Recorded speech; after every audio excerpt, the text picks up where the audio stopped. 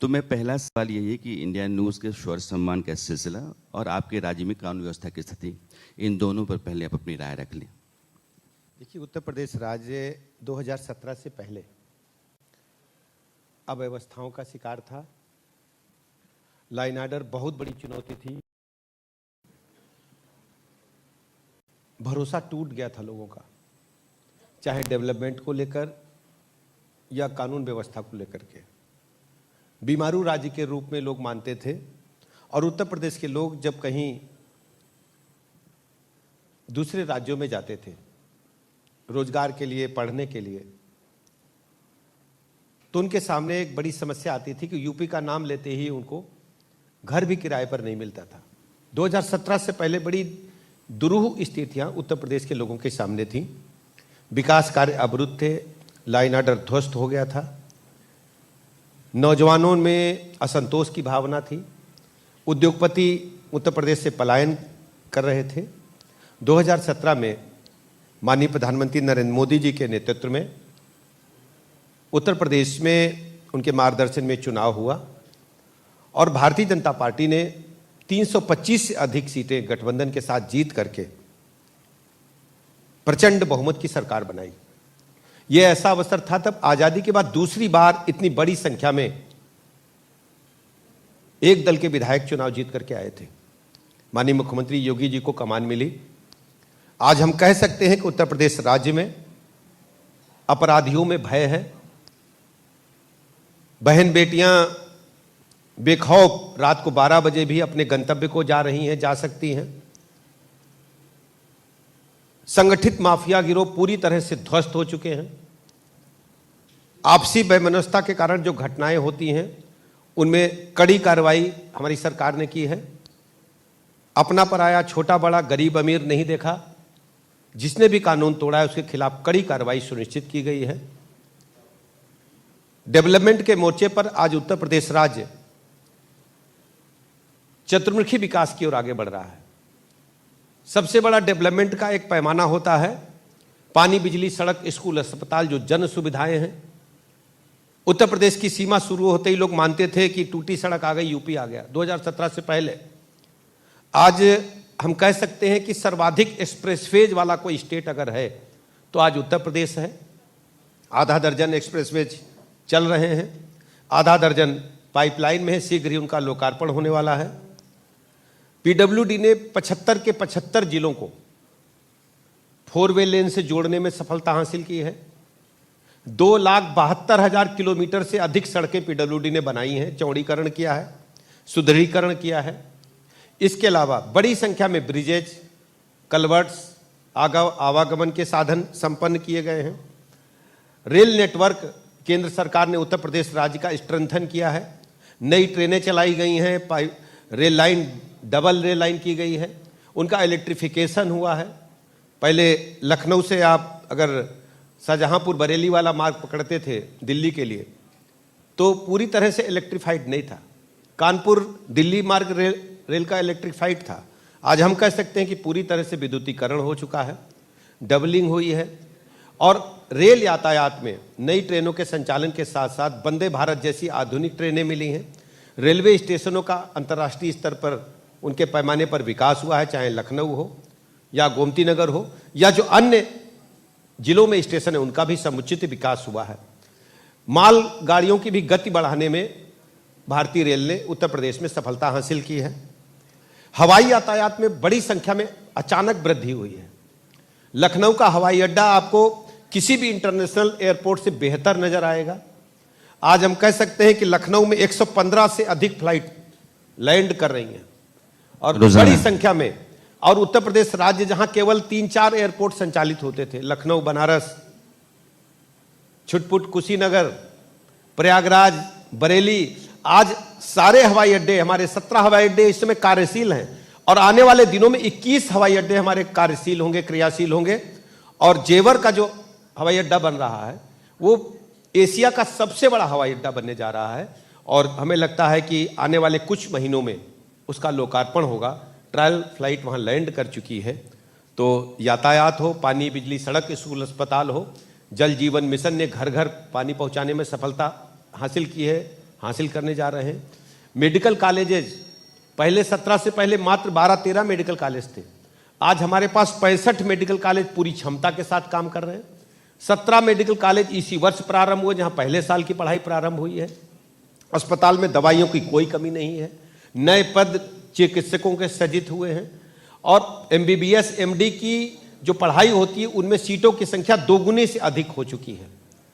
इस प्रकार हम कह सकते हैं कि बिजली के मामले में 2017 से पहले बिजली एक हफ्ता दिन में, एक हफ्ता रात में आती थी, पूरा प्रदेश जानता है। आज सभी जनपदों को बराबर राउंड द क्लॉक बिजली मिल रही है। किसानों को अलग लाइन डाल करके मुफ्त बिजली सिंचाई के लिए उनको दी जा रही है। बिजली की अब कोई क्राइसिस नहीं है। पीक आवर में 2017 से पहले कभी 18 से 20 हजार मेगावाट बिजली अगर उपयोग में आ जाती थी तो लोग मानते थे कि उत्तर प्रदेश ने पूरे देश में सर्वाधिक बिजली कंज्यूम की है। आज हम 30,000 मेगावाट से अधिक बिजली पीक आवर में कंज्यूम करते हैं, जो कि एक रिकॉर्ड है। आज उत्तर प्रदेश राज्य इंफ्रास्ट्रक्चर के मामले में नंबर 1 का राज्य बन चुका है। औद्योगिक क्रांति आ चुकी है। Investor summit, global investor summit, ground breaking ceremony, माननीय प्रधानमंत्री नरेंद्र मोदी जी का आगमन और आशीर्वाद मिला है। आज उत्तर प्रदेश में दुनिया की मोबाइल स्क्रीन बनाने वाली सबसे बड़ी फैक्ट्री उत्तर प्रदेश में है, जो कोरोना काल में चाइना से उखड़ करके नोएडा में आई है। आज हम कह सकते हैं कि उत्तर प्रदेश में भारत में जितने भी मोबाइल उपयोग में लाए जाते हैं 65% से अधिक मोबाइल उत्तर प्रदेश में बन रहा है। उत्तर प्रदेश राज्य औद्योगिकीकरण के मामले में तेजी के साथ आगे बढ़ रहा है। ब्रह्मोस मिसाइल लखनऊ में बनकर के तैयार होगी, जो दुश्मन को करारा जवाब देगी। ये तुलसीदास के मानस की तरह एक पूरा कांड जो है ना, आपके विकास, बेहतरी और रफ्तार को लेकर के हो सकता है। इतने आंकड़े तो आपने दे दिए हैं। मान लिया हमने कि विकास की रफ्तार बहुत तेज़ है, बुनियादी सहूलियतें लोगों के पास पहुंच रही हैं, ज़रूरी जो बुनियादी ढांचा है उसका विस्तार हो रहा है। लेकिन आपकी सरकार के साथ एक बड़ा सवाल होता है। जब आप सुशासन कहते हैं तो उसको लोग सनातन से जोड़ते हैं। सनातनी आप हैं, सनातन के रास्ते पर हैं, तो आप सुशासन के दायरे में आते हैं। एक संप्रदाय विशेष के हैं तो आपके लिए थोड़ी दिक्कतें हैं। पुलिस वाला जो है वो मंदिर में आरती करेगा, आपका DSP जो है वो मंदिर के लिए खड़ा हो जाएगा। यह जो स्थितियां बनी हैं वो सुशासन के लिए एक बड़ा सवाल होती। देखिए, हमारे देश में भारतीय संविधान के अनुसार सभी को अपने अपने धर्म को मनाने की छूट है, कोई इस पर रोक नहीं है। अगर कोई अफसर किसी धर्म को मानता है, हम पूरी तरह से उसके साथ हैं। सभी अफसर अपने अपने धार्मिक मामलों में स्वतंत्र हैं। कहीं आप ये नहीं पाएंगे कि किसी धर्म का व्यक्ति किसी बड़े पद पर तैनात है और उसको पूजा पाठ करने में या अपने धर्म की विधि के अनुसार इबादत करने में कोई दिक्कत आई हो तो मुझे बताइए। मेरा सवाल, निजी जीवन में उसके पास अपने धर्म के अनुसार जीने की स्वतंत्रता है, यह संविधान की तरफ से उसके पास एक मौलिक अधिकार है। लेकिन जब वो ड्यूटी कर रहा है, जब वो अपनी सेवा दे रहा है, उस समय वो एक धर्म का परचम लेकर के, ध्वजा लेकर के खड़ा है। ये स्थितियां सवालों में आती हैं। दरअसल समझने का फर्क है। यदि आप किसी तस्वीर को देखते हैं तो उसके 2 पहलू हो सकते हैं। हमारे गांव में एक कहावत कही जाती थी, एक चिड़िया बोलती थी ची ची ची करके। पहलवान निकला तो पहलवान ने बोला, कह रही है कि दंड मुकद्दर कसरत। और एक वैश्य समाज का दुकानदार निकला जो किराने की दुकान चलाता था, उसने कहा चिड़िया कह रही है कि हल्दी मिर्चा अदरक। ये समझने का फर्क है। ड्यूटी आवर्स पुलिस की राउंड द क्लॉक होती है।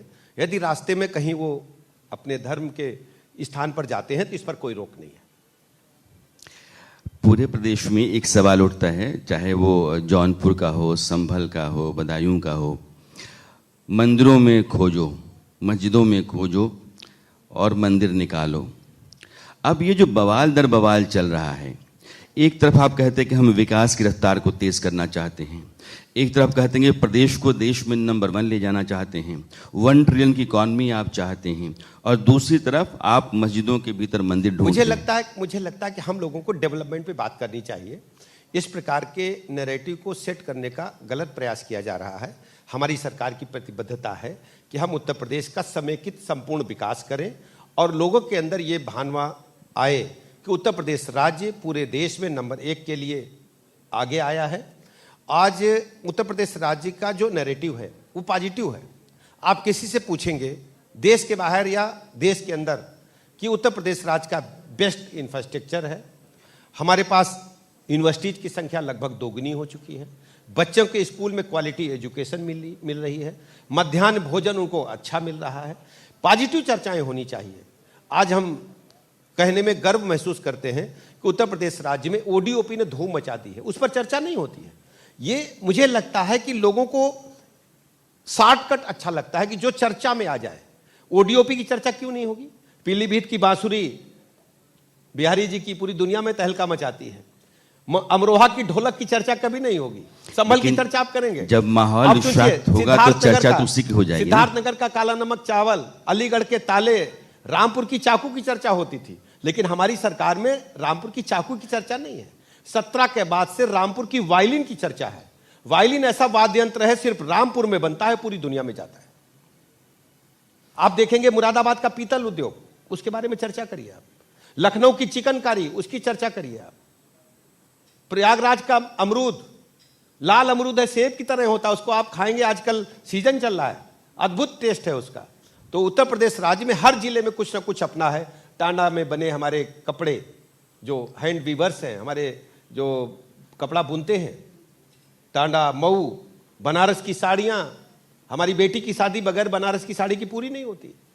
आप कह रहे हैं कि विकास के भदोही बाद का कालीन, हाँ ठीक है, आप कह रहे हैं कि यह जो मंदिर मस्जिद के जरिए हमारी सरकार, नैरेटिव खड़ा किया जाता है, सरकार पॉजिटिव नैरेटिव लेकर देश के सामने है और उत्तर प्रदेश राज्य का चतुर्मुखी विकास हो रहा है और हम सबको साथ लेकर के चलते हैं। सबका साथ, सबका विकास, सबके विश्वास के आधार पर हमारी सरकार काम कर रही है। जी, अब मैं कुंभ पे आता हूँ। महाकुंभ का आयोजन हो रहा है, 40 करोड़ लोग आ रहे हैं। हिंदुस्तान और चीन को छोड़ दें तो दुनिया में किसी भी देश की आबादी 40 करोड़ की नहीं है। इतना बड़ा जमावड़ा आपके यहाँ है, बहुत बड़ा प्रदेश देश का है, आप उसके उप मुख्यमंत्री हैं और स्वास्थ्य का महकमा भी है। ये जो पूरा 110 करोड़ का हिंदुस्तान है जो संगम महासंगम में आ रहा है, स्वास्थ्य सेवाओं के लिहाज से वहाँ क्या बंदोबस्त है? देखिए, स्वास्थ्य को लेकर के चूंकि इतनी बड़ी संख्या में लोग आ रहे हैं और हमारे पास एक्सपीरियंस 2019 के कुंभ का है, तो हमने पिछली बार 2019 में लगभग 25 करोड़ से अधिक लोग आए थे। 110 राज्यों के वहाँ पर फ्लैग लगे थे, बड़ी संख्या में एम्बेसडर्स भी आए थे। तो हमने हेल्थ को प्राथमिक सेक्टर में रखा है। हमने 100 बेड का एक सेंट्रल अस्पताल बनाया है जहाँ सारी सुविधाएं उपलब्ध हैं। हेल्थ सेक्टर की जो भी सुविधा आपको चाहिए मिलेगी। बाय द वे, यदि कहीं कोई और गंभीर जैसे हार्ट अटैक, किडनी, लीवर या अन्य कोई ऐसी तत्काल समस्या उत्पन्न होती है तो हमने पास के मेडिकल कॉलेज जो हमारा है उसको हमने आरक्षित किया है। हमने बड़े अस्पतालों को आरक्षित किया है। प्रयागराज के आसपास के जितने भी कैथ लैब हैं उनसे हमने एमओयू किया है कि तत्काल अगर कोई इमरजेंसी होती है तो हमारे मरीज को प्राथमिकता के आधार पर वहां पहुंचाएंगे। हर सेक्टर में 10 बेड का अस्पताल बनाया गया है। 20 बेड के हॉस्पिटल अरैल और झूसी साइड में बनाए हैं। इसके अलावा 125 से अधिक एम्बुलेंस हमने तैनात की है, जिसमें 110 एम्बुलेंस साधारण एम्बुलेंस है, 15 एम्बुलेंस एएलएस है जिसमें एडवांस लाइफ सपोर्ट सिस्टम लगा हुआ है। और इसके अलावा बड़ी संख्या में चिकित्सक, 350 से अधिक चिकित्सक हैं, पर्याप्त पैरामेडिकल है और हर स्थिति से निपटने के लिए पूरे इंतजाम है। हमने जल, थल, वायु तीनों प्रकार से मरीजों को रेस्क्यू करने के लिए इंतजाम किए हैं। हमारे एयर एम्बुलेंस से भी हमने एग्रीमेंट करके एयर एम्बुलेंस वहाँ उपस्थित रहेगी हवाई अड्डे पर। जल एम्बुलेंस, यदि कोई जल मार्ग में कहीं कोई घटना घटती है, जल के अंदर स्नान के दौरान घटती है, तो वहाँ भी हमारी एम्बुलेंस जो नाव पर बनी है, स्टीमर पर भी, वो तैनात रहेगी। और थल के एम्बुलेंसेज के बारे में आप देखेंगे पूरी तरह से चाक चौबंद व्यवस्था हमने वहाँ कर रखी है। जी, पूरे कुंभ परिसर में आपने एआई के जरिए लोगों की संख्या गिनने या फिर फेस रिकॉग्निशन के जरिए उनके आने की व्यवस्था करी है। मुझे लगता है कि दुनिया में अभी तक इतना बड़ा जमावड़ा तो वैसे भी नहीं होता है, लेकिन इस तरह के हाईटेक इंतजाम भी नहीं हैं। सुरक्षा को लेकर के देश के दूर दराज हिस्सों में जो लोग हैं वो थोड़े चिंतित रहते हैं। सुरक्षा के इंतजाम कितने दुरुस्त, सख्त हैं ताकि आने वाले लोगों को किसी भी तरह खतरा ना महसूस हो? सुरक्षा पूरी तरह से चाक चौबंद है। हर स्तर पर मॉनिटरिंग होगी।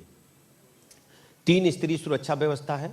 एक प्रयागराज के जिले सटी हुई सीमा, जैसे मान लीजिए प्रयागराज से प्रतापगढ़ सटा हुआ है, दूसरी तरफ वाराणसी का बॉर्डर सटा हुआ है, कौशाम्बी का बॉर्डर सटा हुआ, उधर मध्य प्रदेश का बॉर्डर सटा हुआ है।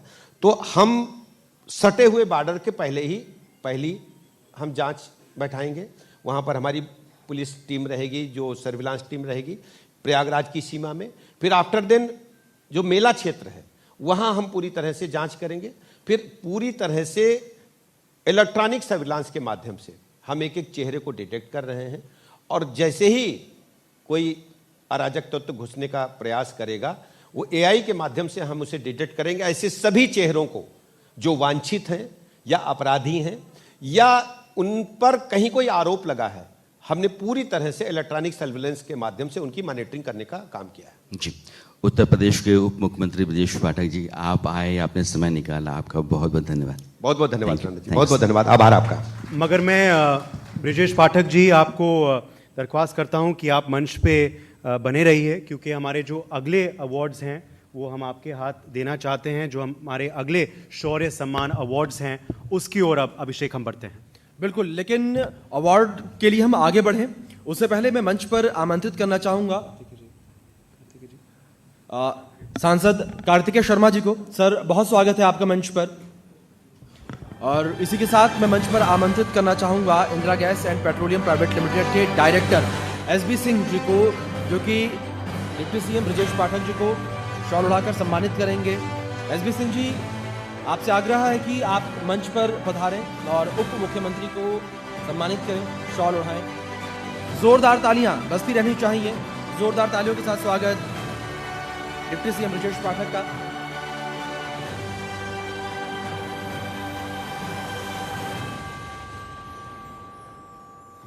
अब बढ़ते हैं शौर्य सम्मान पुरस्कार की ओर और कार्यक्रम में आगे बढ़ते हैं और हम मंच पर आमंत्रित करना चाहेंगे शहीद शुभम गुप्ता के परिवार से जो यहाँ मौजूद हैं। उनसे मैं रिक्वेस्ट करूंगा कि प्लीज आप मंच की ओर आइए और पुरस्कार ग्रहित करिए।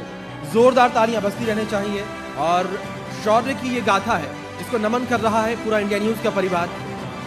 बहादुरी, समर्पण, प्रतिष्ठा, ये सब खूबियां हैं, ये सब गुण हैं हमारे सिपाहियों में, और उनको आज आईटीवी नेटवर्क नमन कर रहा है इस मंच से। और अगला अवार्ड है गैलेंट्री अवार्ड के लिए अरुणा रॉय जी को मैं मंच पर आमंत्रित करना चाहूंगा। अरुणा जी, बहुत स्वागत है आपका और आपसे मैं आग्रह करूंगा कि आप मंच पर आएं और डिप्टी सीएम साहब से आप अवार्ड को जो है ग्रहित करें। जोरदार तालियां जो है बजती रहनी चाहिए अरुणा रॉय जी के लिए। मंच पर अरुणा रॉय जी मौजूद हैं।